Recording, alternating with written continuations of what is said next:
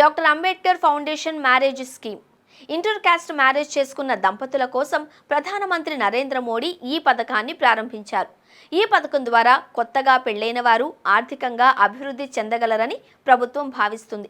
ఇలాంటి పథకం ఒకటి ఉందని ప్రజలకు అస్సలు తెలియదు. ఈ పథకం ద్వారా ప్రభుత్వం నూతన దంపతులకు 2,50,000 రూపాయలను ఉచితంగా ఇవ్వనుంది. అయితే వీరికి సంవత్సర ఆదాయం 5 లక్షల కంటే తక్కువ ఉండాలి. నూతన దంపతులలో ఒకరు తప్పనిసరిగా దళిత వర్గానికి చెందిన వారిగా ఉండాలి. దీనిని బట్టి ఇంటర్ కాస్ట్ మ్యారేజ్లను ప్రభుత్వం ప్రోత్సహిస్తోంది. అన్ని కులాలకు సమ ప్రాధాన్యం ఇస్తుంది. ఈ పథకంలో 2.5 లక్షలను 2 వాయిదాలలో నూతన దంపతులకు అందజేస్తారు.